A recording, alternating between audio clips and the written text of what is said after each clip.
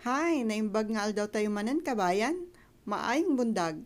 Ay lasusilan po ito para sa Nanay's Legacy. Today's episode ay magluluto po tayo ng chicken in soy sauce. Napakasimple lang po ng reseping ito at madali lang pong gawin.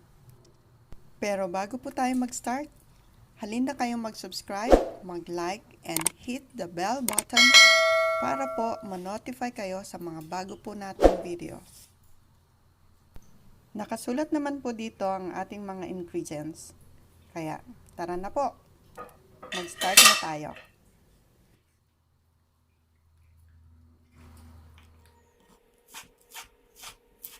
Simulan po natin ang ating pagluluto sa pag-prepare ng ating mga ingredients. Unahin natin ang pag-slice natin ng ating ginger into strips kagaya nito.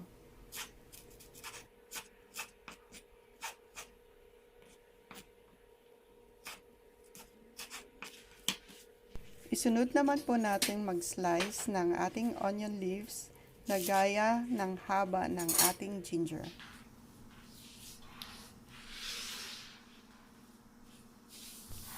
I-set aside lang po natin ang ating ginger at ang ating onions at simulan na po natin ang pagmamarinate natin ng ating chicken. First, in a bowl, let's measure 2 tablespoons of soy sauce.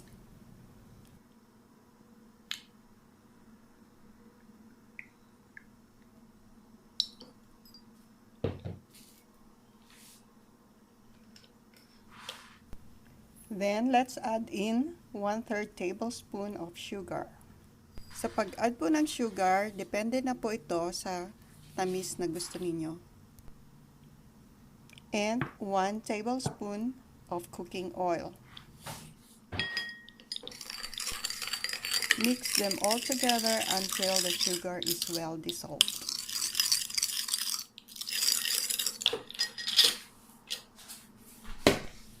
Next, kunin naman natin ang ating chicken which is sliced into bites and pour the soy sauce mixture into it.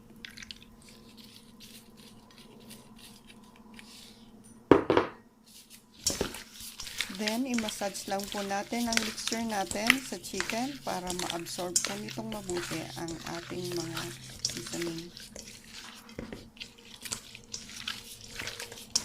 And after that, kunin naman natin yung pinaglagyan natin ng soy sauce mixture natin at i-transfer natin doon ang marinated chicken natin.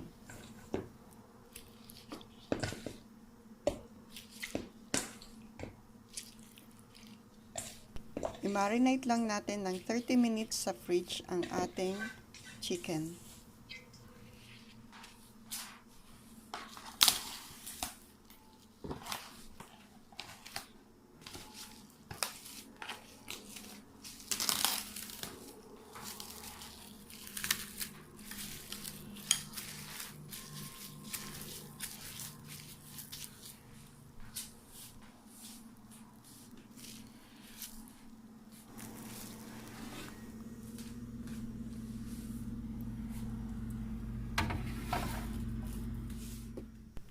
While waiting for our chicken, now let's make our sauce.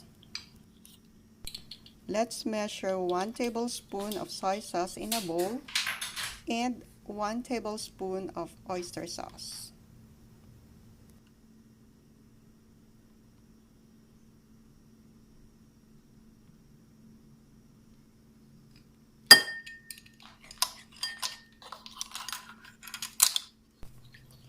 I-mix lang po natin siya.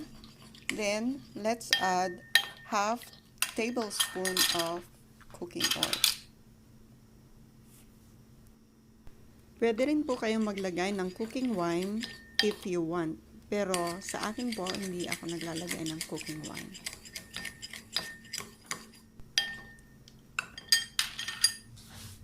Then, let's add black pepper.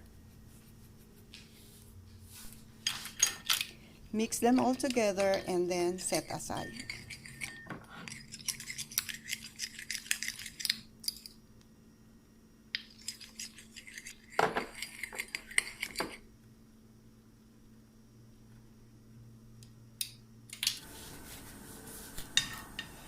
In a pan, put 2 tablespoons of cooking oil. Put in our ginger and stir fry until light brown in color.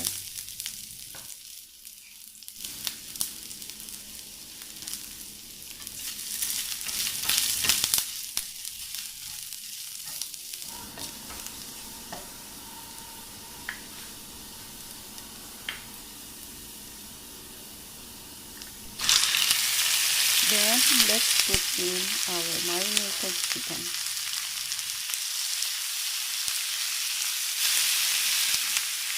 I-fry lang po natin ang isang side for 3 minutes or until mag-brown ang color nito.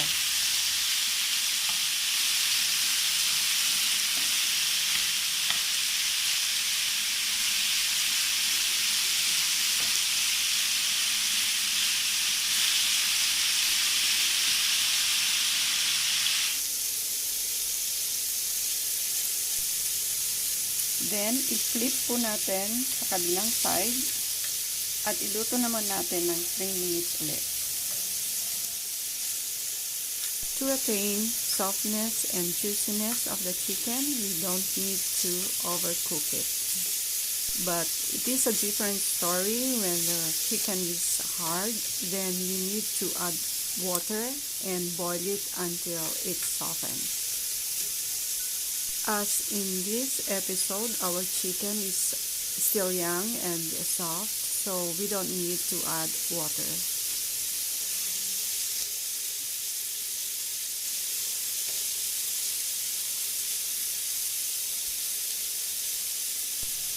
As we can see, dugo-duguin pa ang ating mga manok, kaya stir fry lang po natin siya hanggang sa mawala ito.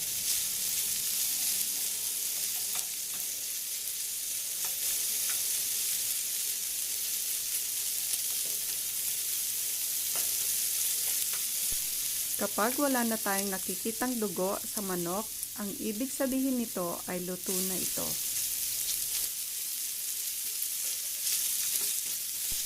Halu-haluin lang po natin ang manok hanggang sa tuluyan nang mawala ang dugo nito.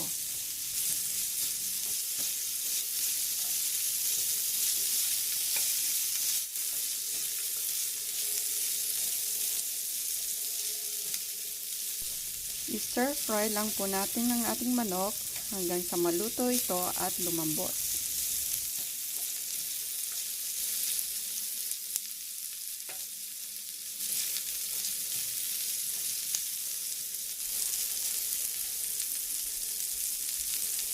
Ayan, mukhang ready na ang ating chicken.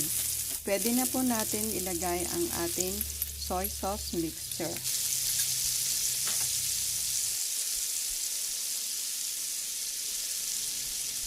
Ilagay na rin po natin ang ating onion leaves. I-stir lang po natin ng konti at ayan, ready na po ang ating chicken in soy sauce.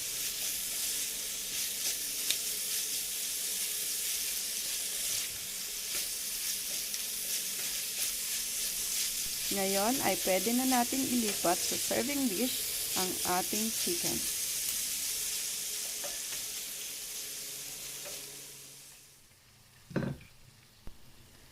While sinasalin po natin ang ating chicken sa serving dish, ay mag-shoutout muna tayo kay Kansro TV, Super Friends and the City, Ate JB TV, Longas TV, Mudra Streaming, Kabug to Life, Anne Marie's Higa, and Mami Agnes. Thank you sa suporta ninyong lahat. Ngayon ay balik naman tayo sa dish natin. I-garnish lang po natin ito ng onion leaves. At tikman na po natin ang ating nilutong chicken in soy sauce.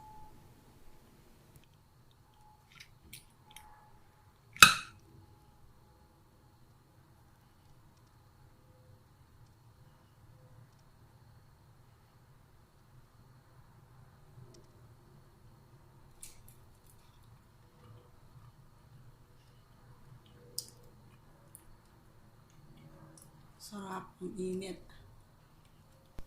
Sana po ay nagustuhan ninyo ang episode na ito. Huwag pong kakalimutan mag-subscribe, mag-like at mag-share ng videong ito. And please don't forget to hit the bell button for notification sa mga susunod pa nating mga videos. Thank you so much for watching. See you in my next video.